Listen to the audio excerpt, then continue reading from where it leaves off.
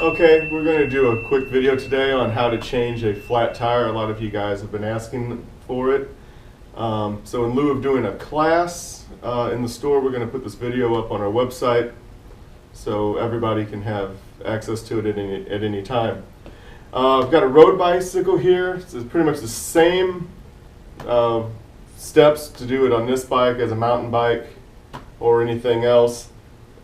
First thing you're going to do before you even flip the bike upside down is to shift it into the smallest gear on the bike, whatever that is on yours, 10th or 11th gear. You're going to release the brakes so you can get the tire out past the brakes.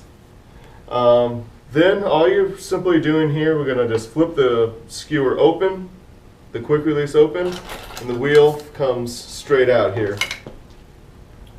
Now we've got the wheel out. If there's any residual air in the tire, go ahead and let it out. On a Presta valve, you're going to remove this little ring off of the Presta valve. If it's a Schrader valve, you don't have that. So first thing you're going to do here, you're going to pinch the bead of the tire all the way around, making sure that the tire is loose. I'm going to show you how to do this with tire levers. We'll do another video here later on how to do it without a tire lever if you're so unfortunate. First thing you're going to do, you're going to take your tire lever, you're going to hook it underneath the bead, and your tire lever has a little hook. Hook that onto your spoke there. Take the second tire lever alongside it, either left or right, whichever you feel comfortable with, and you're going to take and run it all the way around. Take it right off the rim. Now you're going to, I usually prefer this step with the valve at the bottom. Lift up at the top, push down, your tire comes right on off the rim.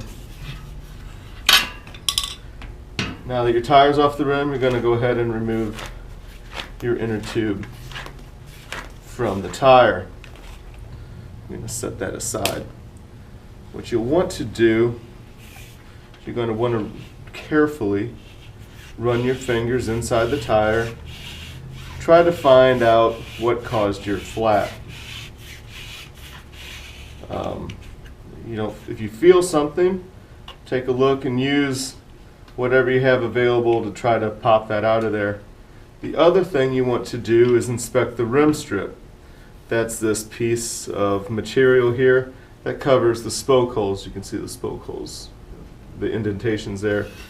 It's going to go all the way around your wheel and try to see if this rim strip has moved or if it's ruptured in some way, allowing the inner tube to puncture itself on the spokes.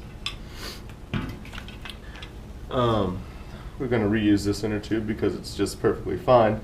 You're going to pull your spare inner tube out. What I normally do is just simply blow it up with my mouth if it's a Presta valve like this.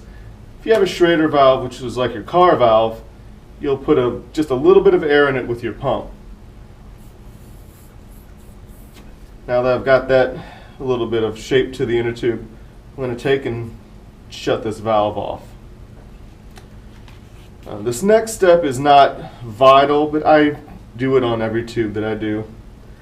I'm going to line this valve up with the label on the inner tube and then gently work the inner tube into the tire. Now, like I said, it's not a vital step, but I find it important because if I find a hole in my inner tube, I've got an idea of where to look on the tire, to look on the tire for an object, and also it just looks nice. Now we got your valve hole in your rim and your valve. This is a non-directional tire. It's completely smooth. Now if you have a directional tire, they'll tend to look like an arrow, and that arrow is going to always face forward with the gears on the right hand side of your right hand side. So if you make sure you put the tire on properly, It won't affect performance too much, but it can add some extra noise if you've got a treaded tire. So drop the valve in here and work the tube, or the first bead onto your rim. Trying to do it backwards is a little difficult, but I want you guys to see what we've done there. Now your tire, your inner tube here, we're going to work on the second bead. Make sure your inner tube is inside and not hanging out where you can pinch it when you're doing this. Now is the tricky part here. I'm going to turn around so you guys can see what I'm doing here. I'm using the heel of my hand, not necessarily my thumbs, to leverage this last bit onto the rim. Now that's always the tricky part. Avoid the temptation to use a tire lever there because you can definitely pinch your inner tube. At this point, if you're so inclined, you can put that little the little nut back on here. I personally don't find it that necessary. And then you're going to put the wheel back on the bike. Now there's a little spot on your derailleur here that allows you to move the derailleur without having to touch the chain and get your fingers all greasy. Drop the wheel back into the frame like so, and then tighten your quick release back up. At this point, air up your tire, tighten your brake back up, your quick release on your brake back up, and continue on with your ride. Just that easy.